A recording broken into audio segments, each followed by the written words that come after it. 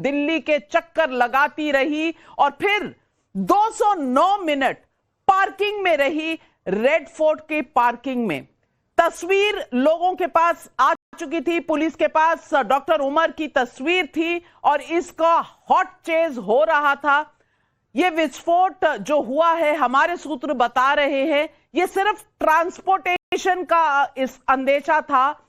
फिदायीन attack करने का इसका कोई भी अनुमान नहीं था। डॉक्टर उमर डरपोक भी था लेकिन भाग रहा था।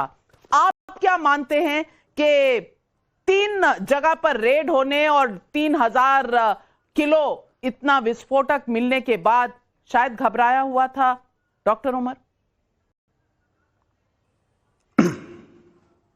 मैम, सबसे पहले तो नमस्ते। ये मेरे व्यक्तिगत विचार हैं, जो भी ग्राउंड रिपोर्ट देखकर मुझे लग रहा है। सबसे पहले तो मैम क्या है कि 80 केजी अमोनियम नाइट्रेट उसकी गाड़ी में मिला, तो डेटोनेटर की जरूरत ही नहीं है मैम, क्योंकि लोगों को पता होना चाहिए कि अमोनियम नाइट्रेट एक लो एक्सप्लोजिव के अंदर आता है, तो उसको दुनिया के किसी डेटोनेटर की जरूरत नहीं है। डेटोनेटर की जरूरत तभी होती है जब दुनिया का कोई हाई एक्सप्लोजिव हो, एग्जांपल के लिए RDX हो, TNT हो, प्लास्टिक एक्सप्लोजिव किरकी हो।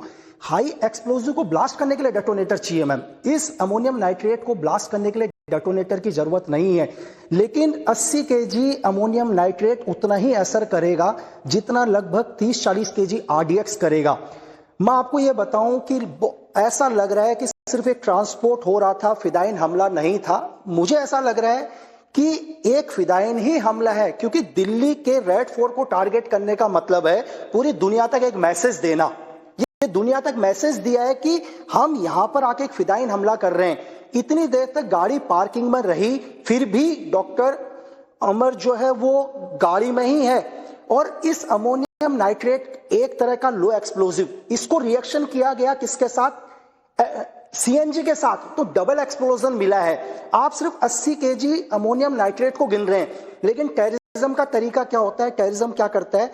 अमोनियम नाइट्रेट को भी उसने एक्सप्लोजिव में यूज किया, LPG को भी उसने यूज किया, तो इसका मतलब आपको क्या हुआ? डबल एक्सप्लोजन हुआ। LPG तो था नहीं, उस गाड़ी में LPG नहीं था, CNG था, CNG का सिलेंडर था। आनंद रंगनाथन बोलना चाह रहे हैं। आनंद, देखिए बिल्कुल ठीक कह रहे हैं कि ये लो एक्सप्लोजिव है, RDX को आपको डेटोनेटर चाहिए, लेकिन इसके लिए भी ट्रिगर चाहिए। और अमोनियम नाइट्रेट का एक ही ट्रिगर है, वो है हीट। अगर आप अमोनियम नाइट्रेट को मिक्स किया ऑयल के साथ तो कम हीट चाहिए। अगर प्योर अम्यूनो नाइट्रेट है, जैसे कि आप कह रही हैं 80 किलो, तो उसको 150 to 170 डिग्री हीट चाहिए। अब ये 3 घंटे पार्किंग लॉट में गाड़ी चल रही थी, होपफुली, मतलब मेरे को लगता है चल रही थी, तो ये करीबन 6-7 घंटे गाड़ी ऑन स्टेट में थी जब ये फरीदाबाद से वहां पे आए। तो there is a mechanism that could have heated up inside that CNG का जो पूरा किट होता है, उसमें there are 3 or 4 mechanism that can heat up, और मुझे लगता है वो इतने हीट अप हो गए कि उन्होंने ये ट्रिगर किया है, वरना ये एक्सप्लोजन नहीं होता।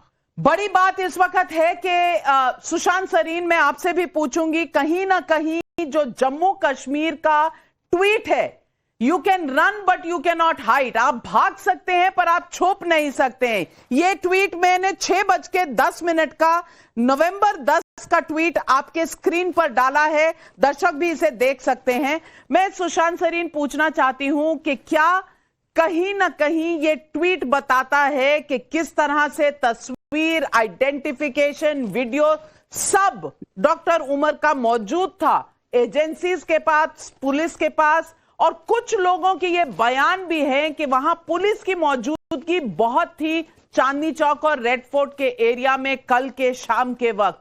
आप मानते हैं कि ये कहीं ना कहीं डॉक्टर उमर पैनिक करके वहां से भागने की कोशिश में था? नाविका, पहली चीज तो मैं आपको एक नसीहत दूंगा कि प्लीज इस व्यक्ति को फिदायीन या इस अटैक को फिदायीन मत बोलिए। आप इसको लेजिटिमेसी दे रही हैं जो आपको नहीं देनी चाहिए, बिकॉज अगर ये एक तरीके का जिहादी आतंकी है तो इसको फिदाई बोल के आप इसको एक लेजिटिमेसी मत दीजिए। पॉइंट टेकन, वर्ड विथड्रॉन में। ठीक है जी। तो आई थिंक हम लोग ना इस तरीके के आतंकवाद को हम पिछले 30-40 सालों से झेलते आ रहे हैं, और हमने अभी तक अपनी शब्दावली जो है ना उसको उसके हिसाब से टेलर नहीं किया, और हम लोग अक्सर ये गलतियां कर देते हैं, तो just as a word of caution. दूसरी चीज ये, जो जहां तक आपका जो सवाल है, देखिए मेरा भी यही शायद अनुमान है कि ये पैनिक किया था। ये क्या एक्चुअली बॉम्ब लेकर के जा रहा था? I don't think so. देखिए, जो ओल्ड दिल्ली वाला एरिया है, वहां पर अक्सर ये देखा गया है कि बहुत सारे ये जो लोग आते हैं, ये वहां पर कहीं पे अपना पड़ाव लगाते हैं, वहां पर इनके कुछ कॉन्टैक्ट्स होते हैं, वहां पर से ये ऑपरेट करना शुरू करते हैं। और ये पहली बार ही हमको नहीं नजर आ रहा है, ये पहले भी हम देख चुके हैं। तो it's is possible that something like that has happened in this particular case. लेकिन नाविका, मेरे लिए जो सवाल है वो ये है कि अगर जम्मू कश्मीर की पुलिस एक संदेश दे रही थी, इस व्यक्ति की फोटो, इसका सारा हुलिया, ये कैसे भागा है, ये सारी की सारी चीजें जो सिक्योरिटी एजेंसीज हैं उनके पास थी, तो क्या उनको डिस्ट्रीब्यूट किया गया था इन वेरियस पुलिस स्टेशंस? वहां पर अलर्ट दिया गया था, नहीं दिया गया था? Was the police actually real time में इसकी तलाश कर रहे थे कि नहीं कर रहे थे? पहली बात। दूसरी चीज ये, इवेंट के बाद तो हमारे पास ये आ गया कि ये तस्वीरें आई हैं, इस टोल प्लाजा पे उसको कैप्चर किया गया है।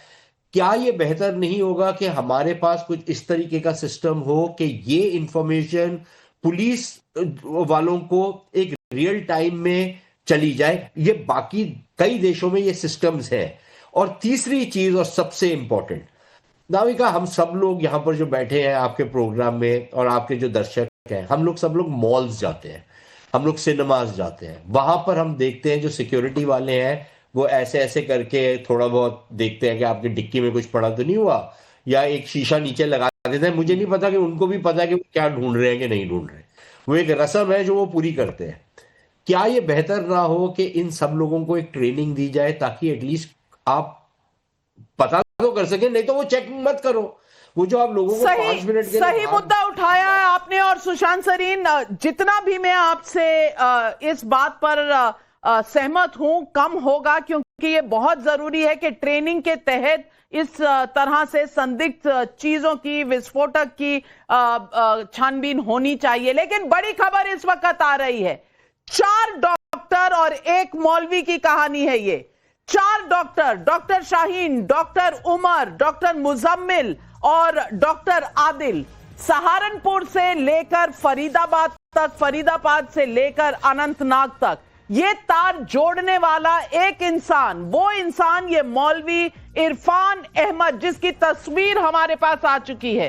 ये मौलवी पहले मेल नर्स था अला फला, जो यहां फरीदाबाद का अस्पताल है, इसमें ये मेल नर्स था। बाद में ये जीएमसी आनंदनाग चला गया और वहां पर पहले ये बच्चों से कश्मीर में पत्थर फेंकवाता था।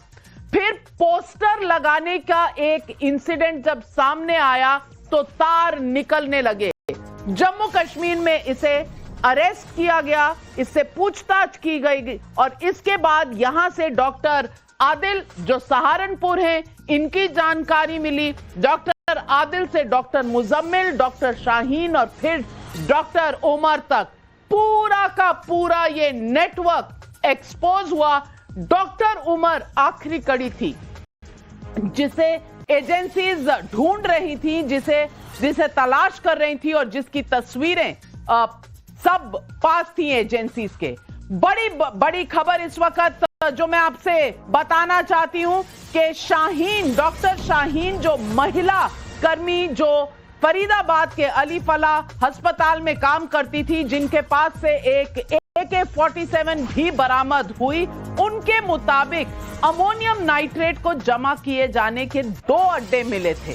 2 अड्डों का उन्होंने एजेंसीज को, पुलिस को बताया था, लेकिन सूत्रों के मुताबिक उसे पता था कि और विस्फोटक कहीं पर है जो सिर्फ डॉक्टर उमर को पता है।